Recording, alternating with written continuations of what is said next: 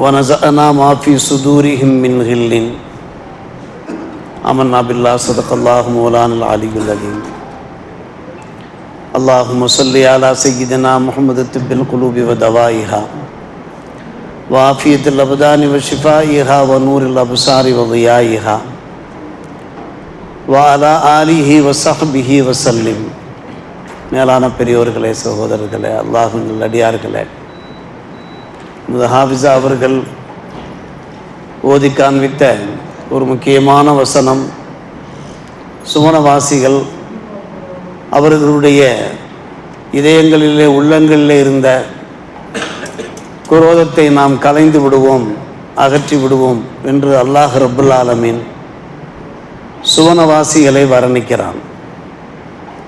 சுவனத்திற்கு சென்றுவிட்ட மூமின்கள் அவருடைய இதயங்களிலே எந்த குரோதமும் இருக்காது என்று அல்லாஹ் சொல்லியதன் மூலம் நமக்கு உணர்த்துவது என்னவென்றால், உள்ளங்களிலே குரோதம் இல்லாமல் இருப்பது ஒரு சிறந்த பண்பாடாக இருக்கிறது. அதனால்தான் அல்லாஹ் அதை சொல்லுகிறான். நம்முடைய இதயங்களிலேயும் அந்த ஹில்லு என்று சொல்லுகிற குரோதம் விரோதம் இருக்கக்கூடாது என்பதை நமக்கு உணர்த்துகிறான். உயிரோடு இருக்கின்றவர்களாக இருக்கட்டும், நம்மை விட்டும் பிரிந்து விட்ட இறந்து விட்டவர்களாக இருக்கட்டும், யாரை பற்றியும் நம்முடைய இதயங்களில் கள்ளம் கபடம் குபாடம் இருக்கக்கூடாது. பரிசுத்தமான இதயங்களோடு நாம் வாழ வேண்டும் என்று அல்லாஹ் நமக்கு அறிவிப்பு செய்கிறான்.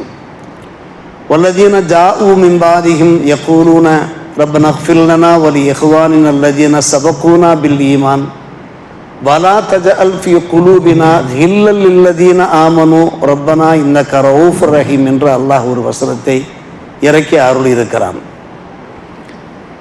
யாரை பற்றி அல்லாஹ் சொல்லுகிறான்? அன்சாரி தோழர்களை பற்றி அல்லாஹ் சொல்லுகிறான்.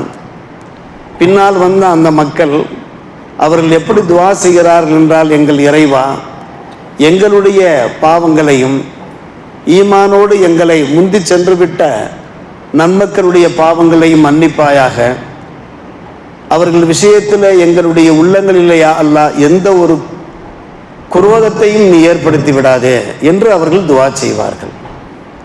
அவர்கள் மிகப்பெரிய அந்தஸ்துகளோடு சென்று விட்டார்களே, பதவிகளோடு சென்று விட்டார்களே என்கின்ற அந்த குரோதமெல்லாம் எங்களுக்கு ஏற்பட்டு விடாமல் எங்களுடைய இதயங்களை பாதுகாத்து விடியா அல்லாஹ் என்று அவர்கள் துவா கேட்பார்கள் என்று அன்சாரி தோழர்களை பற்றி அல்லாஹ் புகழ்ந்து பேசுகிறான். முஹாஜிர்கள் புனித மதீனா அகதிகளாக வந்தார்கள், வாழ்க்கையில் வளம் பெற்றார்கள் கொஞ்சம் கொஞ்சமாக. அன்சாரிகள் அவர்களுக்கு உபகாரிகளாக இருந்தார்கள், உதவிக்கரம் நீட்டியவராக இருந்தார்கள். நாளடைவில் முஹாஜிர்கள் அவர்கள் வளம் கொளிக்க பெற்றதை பார்த்து அந்த அன்சாரிகளுக்கு எந்த ஒரு போட்டியும் பொறாமையும் ரிஷும் ஹில்லும் ஏற்படவில்லை. அதைத்தான் அல்லாஹ் ரப்புல் ஆலமீன் இந்த வசனத்தின் வாயிலாக, உயிரோடு இருப்பவர்களாக இருக்கட்டும் இறந்து விட்டவர்களாக இருக்கட்டும், அவர்களை பற்றி நாம் எப்போதும் நல்லெண்ணம் கொண்டோம் என்றால் நாம் சுவனவாசிகளாக ஆகிவிடுவோம். பலமுறை நாம் கேள்விப்பட்ட ஒரு சம்பவம், பெருமானார் ரசூலே கரீம் ஸல்லல்லாஹு அலைஹி வஸல்லம் மஸ்ஜித் நபவியிலே அமர்ந்திருக்கிறார்கள், சத்திய சஹாபிகள் சூழ்ந்திருக்கிறார்கள். அனஸ் இப்னு மாலிக் ரலியல்லாஹு அன்ஹு இந்த ஹதீஸை அறிவிப்பு செய்கிறார்கள். திடீரென்று கூறுகிறார்கள், இதோ எத்தலியு அலைக்கும் அல் ஆன் ரஜுலு மின் அஹ்லில் ஜன்னா, சுவனவாசிகளில் ஒருவர் இப்போது பள்ளிவாசல் உள்ளே உங்கள் முன்னே தோன்ற போகிறார், கவனியுங்கள் என்று சொன்னார்கள். எளிமையான ஒரு நண்பர், ஹதீஸ் ஷரீஃபிலே வருகிறது, எளிமையான ஒரு நண்பர் மஸ்ஜித் நபவியிலே பிரவேசிக்கிறார். இரண்டு அடையாளங்களோடு பிரவேசிக்கின்றார். ஒன்று, அவர் ஒலு செய்திருக்கிறார், ஒலு செய்த அந்த தண்ணீர் அவர் தாடி வழியாக வழிந்து கொண்டிருக்கிறது. ரெண்டு, தம்முடைய இடக்கரத்தில் சப்பலை எடுத்துக்கொண்டு வருகிறார், ஒரு பக்கமாக வைக்கிறார். சுவனவாசி என்று பெருமானார் ரசூலே கரீம் ஸல்லல்லாஹு அலைஹி வஸல்லம் அவர்கள் அவரை வர்ணிக்கிறார்கள். அதே போன்று மறுநாளும் இதே போல் சஹாபிகள் சூழ்ந்திருந்த நிலைமையில் இதே வாசகத்தை சொல்கிறார்கள், இதோ ஒரு மனிதர் உங்களிடத்தில் வரப்போகிறார், அவர் சுவனவாசி. அதே போன்று அந்த மனிதர் அதே தோற்றத்தோடு அதே காட்சியோடு வருகிறார். ஒலு செய்த அந்த நீர் தாடியின் வழியாக வழிந்து கொண்டிருக்கிறது, இடக்கரத்தில் சப்பலை எடுத்துக்கொண்டு. மூன்றாம் நாளும் அதே போன்று. சஹாபிகள் எல்லாம் திகைத்து போகிறார்கள். அப்படி என்ன அவரிடத்தில் சிறப்பு அம்சம் இருக்கும்? அப்துல்லா பின் அம்ர் பின் ஆஸ் ரலியல்லாஹு யோசிக்கிறார்கள், அப்படியானால் இவரை நாம் ஃபாலோ பண்ண வேண்டும். இவர் ஏதோ ஒரு நன்மை செய்பவராக இருப்பார். உலகத்திலேயே அவர் சுவனவாசி என்று அவர் அறிவிப்பு செய்யப்படுகிறார் என்றால் அந்த நன்மையை நாமும் பெற்றுக்கொள்ள வேண்டும் என்பதற்காக வேண்டி அந்த அன்பு நண்பரிடத்தில் பர்மிஷன் கேட்டு 3 நாட்கள் அவரோடு பகலும் இரவுமாக கூடவே இருக்கிறார். அல்லும் பகலுமாக. இரவு நேரத்தில் கூட கவனித்து பார்க்கிறார். அந்த சஹாபி ஒரு பெரிய அளவுக்கு எந்த நல்ல அமலும் செய்யவில்லை, தஹஜ்ஜத் கூட தொழவில்லை, கியாமுல் லைல்ல கூட அவர் ஈடுபடவில்லை. கவனிக்கிறார். இவர் சற்று தூங்காமல் கவனித்துக் கொண்டே இருக்கிறார். புரண்டு புரண்டு படுக்கிறார். ஆனால் படுக்கிற போது ஏதோ விக்ருகள் செய்கிறார், தியானத்திலே ஈடுபடுகிறார். அது மட்டும் தான். 3 நாட்கள் முடிந்ததற்கு பின்னாலே அப்துல்லா பின் அம்ர் பின் ஆஸ் ரலியல்லாஹு அன்ஹு கேட்கிறார்கள், ஃபமல்லதி பலகபிக்க, நீங்கள் ஒரு உயர்ந்த அந்தஸ்தை அடைந்திருக்கிறீர்கள் சுவனவாசி என்று, நீங்கள் அப்படி என்னதான் பண்ணுகிறீர்கள்? உங்களிடத்தில் நாங்கள் எந்த ஒரு காட்சியும் காணவில்லையே, வணக்க வழிபாடுகளில் நீங்கள் அதிகப்படியாக ஒன்றும் நீங்கள் ஈடுபடவில்லையே, ஆனால் உங்களை சுவனவாசி என்று பெருமானார் ரசூலே கரீம் ஸல்லல்லாஹு அலைஹி வஸல்லம் வர்ணிக்கிறார்கள், என்ன காரணம்? அந்த நண்பர் சொன்னார், நான் பெரிய அளவுக்கு அமல்கள் எல்லாம் ஒன்றும் செய்யவில்லை, ஆனால் ஒரே ஒரு விஷயம், என்னுடைய உள்ளத்திலே யாரை பற்றியும் எந்த ஒரு குரோதமும் எந்த ஒரு காலத்திலையும் இருக்காது. வலா அஹ்சுது அஹதன் ஆதாஹுல்லாஹு இய்யாஹு ஹைரா, அல்லாஹ் ஒருவருக்கு ஹைரை கொடுத்திருந்தார் என்றால் அவரை பார்த்து நான் பொறாமை கொள்வது கூட கிடையாது. சில பேருக்கு அல்லாஹ் சில வாய்ப்புகளை தந்திருப்பான், பாக்கியங்களை தந்திருப்பான், செல்வத்தை செல்வாக்கை தந்திருப்பான், பதவி பட்டங்களை தந்திருப்பான். அவர்களை பார்த்து கூட நான் என்ன செய்வதில்லை, பொறாமை கொள்வதில்லை. மாறாக அல்லாஹ் நமக்கு தந்ததை கொண்டு நாம் போதுமாக்கி கொள்ள வேண்டும், அதற்கு நாம் சுக்ரியா செய்தவர்களாக வாழ வேண்டும் என்கின்ற நினைப்பு மட்டும்தானே தவிர யாரை பற்றியும் எந்த ஒரு கெட்ட எண்ணமும் காழ்ப்புணர்ச்சியும் நான் கொள்வது கிடையாது என்று சொன்னபோது அப்துல்லா பின் அம்ர் பின் ஆஸ் சொன்னார்கள், இதுதான் நீங்கள் சொர்க்கத்துக்கு செல்வதற்கு காரணம், ஆனால் எங்களால் முடியவில்லையே என்று சொன்னார்கள். வஹாதிகில்லத்தி பலகபிக்க என்று சொல்லிவிட்டு, ஆனால் நஹுனுல்லான் முத்தீப்பு, எங்களுடைய இதயங்களில் ஏதாவது ஒரு உபாடம் ஏற்பட்டு விடுகிறது, குரோதம் ஏற்பட்டு விடுகிறது, நாங்களும் இதற்காக ஆவணம் செய்ய வேண்டும், முயற்சி எடுக்க வேண்டும் என்று அப்துல்லா பின் அம்ர் ஆஸ் அவர்கள், அவர்களும் ஒரு சாதாரண சஹாபி கிடையாது, உயர்மட்ட ஒரு சஹாபி. யோசித்து பார்க்கிறோம், அந்த அன்பு நண்பர் சுவனவாசி என்று பெருமானார் ரசூலே கரீம் ஸல்லல்லாஹு அலைஹி வஸல்லம் அவர்களால் வர்ணிக்கப்பட்ட போது அவர் அப்படி என்னதான் செய்கிறார் என்று இவர்கள் ஆய்வு செய்கிறார் என்றால் இவருடைய ஈமான் எப்படிப்பட்ட ஈமானாக இருந்திருக்கும்? இவர்கள் எத்தனையோ அமல்களில் நற்கர்மங்களிலே ஈடுபட்டவர்களாகத்தான் இருப்பார்கள். ஆனால் நாம் அனைவரும் சுவனம் செல்ல வேண்டும், அதற்கு என்னென்ன நற்செயல்கள் எல்லாம் இருக்கின்றன என்பதை நாம் ஆய்வு செய்து வாழ்க்கையில கடைபிடிக்க வேண்டும் என்று நினைக்கிறார்கள் என்றால் அந்த நினைப்பு நமக்கும் வர வேண்டுமா இல்லையா? எந்தெந்த அமல்களெல்லாம் நம்மை முன்னேற்ற பாதையிலே கொண்டு செல்லும், நம்மை சுவன பாதையிலே கொண்டு செல்லும் என்பதை நாம் யோசிக்க வேண்டுமா இல்லையா? அன்பு சகோதரர்களே, பெரியோர்களே, பெருமானார் ரசூலே கரீம் ஸல்லல்லாஹு அலைஹி வஸல்லம் அவர்கள் பகிர்ந்தார்கள், பிரதி திங்கள் வியாழன் 2 நாட்களிலேயும் சொர்க்கத்தின் வாசல்கள் திறக்கப்படுகின்றன. ஹதீஸிலே உள்ள ஒரு விஷயம், மனமேடைகளில் நாம் பலமுறை பேசியிருக்கிறோம். யார் சிரிக்கு வைக்காமல் உலமார்ந்த முறையில் ஈமான் கொண்டிருக்கிறார்களோ அவருடைய பாவங்கள் எல்லாம் மன்னிக்கப்படுகிறது. அதாவது பிரதி திங்கள் வியாழன் இந்த 2 நாட்கள் மிகவும் சிறப்பு வாய்ந்த நாட்கள். ஆனால் ஒருவருக்கு தவிர அவருடைய பிழையை மட்டும் அல்லாஹ் பொறுப்பதில்லை. அவருக்கும் அவருடைய சகோதரருக்கும் இடையிலே இடைவெளி இருக்கிறது, குரோதம் இருக்கிறது என்றால் அல்லாஹ் ரப்புல் ஆலமீன் மலக்குமார்களை பார்த்து சொல்கிறானாம், நீங்கள் கொஞ்சம் வெயிட் பண்ணுங்கள், எதிர்பாருங்கள், ஹத்தா உங்குருஹுமா ஹத்தா யஸ்தலிஹா, அவர்கள் இருவரும் சமரசமாகிறார்களா, இருவருக்கும் இடையிலே கேப் இருந்து கொண்டே இருக்கிறது, இடைவெளி இருந்து கொண்டே இருக்கிறது, ஏதோ ஒரு காழ்ப்புணர்ச்சியுடன் அவர்கள் இருந்து கொண்டிருக்கிறார்கள், வேற்றுமை உணர்வுடன் இருந்து கொண்டிருக்கிறார்கள், இருவரும் சமாதானமாகிறார்களா என்பதை நீங்கள் பாருங்கள்.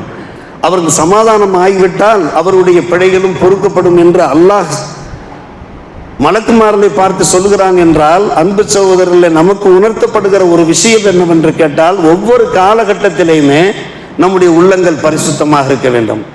நம்முடைய இதயங்கள் இருக்கிறத தெளிந்த ஒரு நீரோடையை போன்று இருக்க வேண்டும். நம்முடைய மனங்களிலே போட்டி, பொறாமை, காழ்ப்புணர்ச்சி வரத்தான் செய்யும். அதை நாம் இயன்ற மட்டும் கொஞ்சம் கொஞ்சமாக கலைந்து கொண்டே இருக்க வேண்டும். அதுதான் நமக்கு உணர்த்துகின்ற ஒரு பாடமாக இருக்கிறது. நாம் பலமுறை கேட்ட ஒரு விஷயம், அலி ரலியல்லாஹுடைய ஹிலாஃபத், அலி ரலியல்லாஹு அவர்களுக்கும் முஆவியா ரலியல்லாஹு அன்ஹு அவர்களுக்கும் இடையில கருத்து வேறுபாடு என்றால் அது உச்சகட்டத்தை அடைகிறது, பலத்த கருத்து வேறுபாடு. இந்த நிலையிலே அன்பான பெருமக்கள், ரோமானிய பேரரசு மன்னராக இருந்த கைசரிடமிருந்து முஆவியா ரலியல்லாஹு அவர்களுக்கு ஒரு கடிதம் வருகிறது. செய்தியெல்லாம் கேள்விப்பட்டோம். கலீஃபா அலிக்கும் உங்களுக்கும் மத்தியிலே பிரச்சனை என்று நாங்கள் கேள்விப்பட்டோம். நாங்கள் ஒரு படையை அனுப்புகிறோம், ரோமாபுரியிலிருந்து ஒரு படையை அனுப்புகிறோம். அந்த படை என்ன செய்யும் என்று கேட்டால் அலியினுடைய தலையை சீவி உங்களிடத்தில் சமர்ப்பிக்கும். நாங்கள் ஒரு படையை அனுப்பலாமா? நீங்கள் அனுமதிப்பீர்கள் என்றால் ஒரு ஜெய்ஷை நாங்கள் அனுப்பி வைக்கிறோம் என்று எங்கிருந்து கடிதம் வருகிறது? ரோமானிய பேரரசு அன்றைய கால அந்த மன்னர் கைசரிடமிருந்து முஆவியா பின் அபி சுஃபியான் அவர்கள் அந்த கடிதத்தை படித்து பார்த்துவிட்டு பதில் எழுதினார்கள். 2 சகோதரர்களுக்கு மத்தியிலே இருக்கக்கூடிய ஒரு கருத்து வேறுபாடு, இதில் உமக்கு என்ன சம்பந்தம் இருக்கிறது? நீ ஏன் வாளை நுழைக்கின்றாய்? உனக்கு இதில் என்ன சம்பந்தம் இருக்கிறது? உனக்கு எந்த ஒரு சம்பந்தமும் கிடையாது. எங்களுக்கு மத்தியில் கருத்து வேறுபாடு ஏற்படும், நாங்கள் சரி செய்து கொள்வோம். தொடர்ந்து நீ இவ்வாறு எனக்கு டார்ச்சர் கொடுத்தால் நான் என்ன செய்வேன் தெரியுமா? நான் ஒரு மிகப்பெரிய படையை அனுப்பி வைப்பேன். அந்த படையின் தொடக்கம் மதீனாவில் இருக்கும், அந்த படையின் முடிவு ரோமாபுரியிலே இருக்கும். வரிசையாக எங்கள் படை அங்கே வந்து நிற்கும். வந்து என்ன செய்யும்? உம்முடைய தலையை சீவும். சீவி அந்த தலையை கொண்டு வந்து அலியினுடைய சமூகத்தில் சமர்ப்பிப்பேன் என்று சொன்னார்கள்.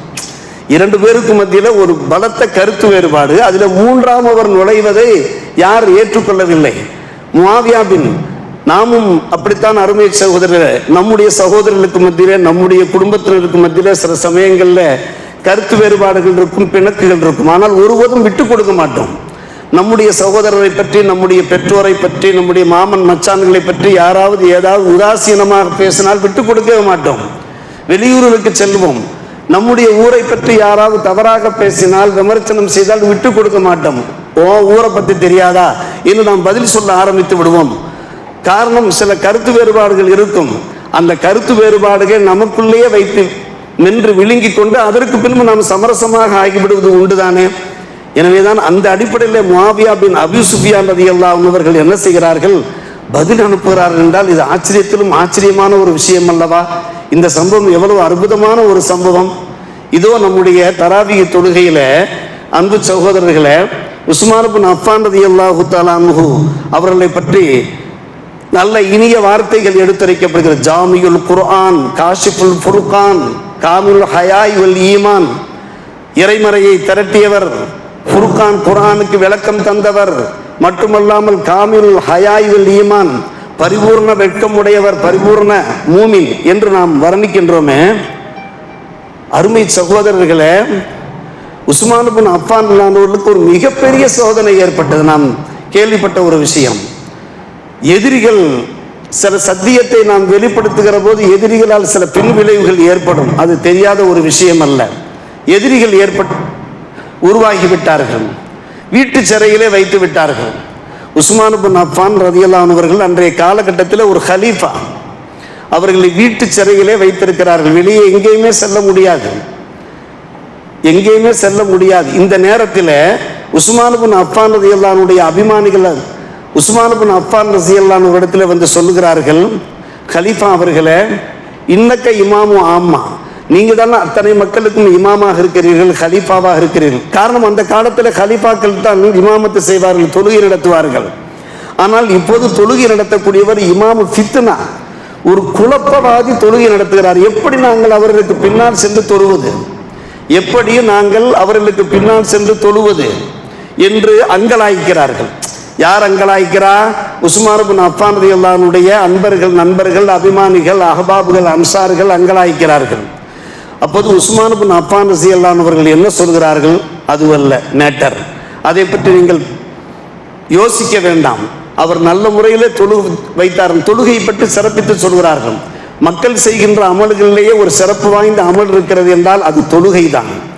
எனவே தொழ வைக்கக்கூடியவர் மிக சிறப்பான முறையில் தொழு வைத்தார் என்றால் நீங்கள் அவர்களுக்கு பின்னால் இருந்து தொழுங்கள். நீங்கள் அவருக்கு எதிராக நீங்கள் செயல்படாதீர்கள். அவர்கள் நல்ல முறையில் நடந்து கொண்டார்கள் என்றால் நீங்களும் அவர்களுக்கு பின்னால். வைதா அசாவு, ஒரு கால் அவர்கள் உங்களுக்கு தீங்கிழைத்தார்கள் என்றால், யார் உஸ்மான் ரஸியல்லாஹுடைய எதிரிகள் தீங்கிழைத்தார்கள், ஃபஜ்தனிபு இசாஅத்தஹும், நீங்கள் ஒதுங்கி சென்று விடுங்கள். நீங்கள் அவர்களுக்கு எந்த தீங்கும் இழைக்காதீர்கள். உண்மையில் அந்த நேரத்தில் உஸ்மான் இப்னு அஃபான் அவர்கள் அந்த சந்தர்ப்பத்தை பயன்படுத்தி விடாதீர்கள், பிடியுங்கள் என்று சொல்லியிருக்க வேண்டும். காரணம், அவர்களுக்கு எதிரிகளாக பரம வைரிகளாக இருக்கிறார்கள். அவர்களுக்கு பாடம் கற்பீங்கள், விடாதீர்கள் என்று சொல்லியிருக்க வேண்டும். ஆனால் அந்த நேரத்தில் அவர்கள் என்ன சொல்லுகிறார்கள்? அவருடைய இதயத்தில் எந்த ஒரு குரோதமும் விரோதமும் இல்லாமல் பேசுகிறார்கள். அவர்கள் நல்ல முறையில் தொழு வைக்கிறார்களா, நல்ல முறையில் நடந்து கொள்கிறார்களா? நீங்களும் ஏசானாக நடந்து கொள்ளுங்கள். உங்களுக்கு ஏதாவது துன்பம் கிடைத்தால் நீங்கள் ஒதுங்கி சென்று விடுங்கள். நீங்கள் அவர்களுக்கு ஃபஜ்தனிபு இசாஅத்தஹும், எந்த ஒரு துன்பமும் விளைவிக்காது என்று சொல்கிறார்கள் என்றால் கொஞ்சம் யோசித்து பார்க்கிறோம். அருமை சகோதரர்களே, பெரியவர்களே, இப்படித்தான் நம்முடைய வாழ்க்கையை நாம் அமைத்துக் கொள்ள வேண்டும். இது போன்ற பல விஷயங்களை வரலாற்றின் வாயிலாக நாம் பார்த்து கொண்டிருக்கிறோம் என்றால், அன்பு பெருமக்களே, ஹாஃபிஸா அவர்கள் ஓதிய அற்புதமான ஒரு வசனம், சுவனவாசிகள் இருக்கிறார்களே, அவருடைய இதயங்கள் இருக்கக்கூடிய அந்த குரோதத்தை எல்லாம், அந்த மனமாச்சரியத்தை எல்லாம், அந்த புணர்ச்சியெல்லாம் நாம் அகற்றி விடுவோம். அவர்கள் பரிசுத்த இதயமுடையவர்களாக இருப்பார்கள் என்று அல்லாஹ் சொல்ல வேண்டிய அவசியம் என்னவென்று கேட்டால், நமக்கு அல்லாஹ் உணர்த்துகின்றான். இந்த உலகத்தில் வாழ்கின்ற போது நம்முடைய இதயங்கள் எந்த அளவுக்கு பரிசுத்தமாக தூய்மையாக இருக்கிறதோ, நம்முடைய அமல்களுக்கு அங்கீகாரம் கிடைக்கும், அல்லாஹ்வுடைய திருப்பொருத்தம் கிடைக்கும், கடைசியாக இறுதியாக சுவனமும் கிடைக்கும் என்கின்ற அந்த நன்மாராயத்தை தெரிந்து நாம் வாழ்க்கையில் அல்லாஹ் ரசூலுக்கு வழிபட்டு வாழ முயற்சி எடுப்போம். அல்லாஹ் ரப்புல் ஆலமீன் நல்லர் புரிவானாக. வாஹிர் தாவானா அல்ஹம்துலில்லாஹி ரப்பில் ஆலமீன்.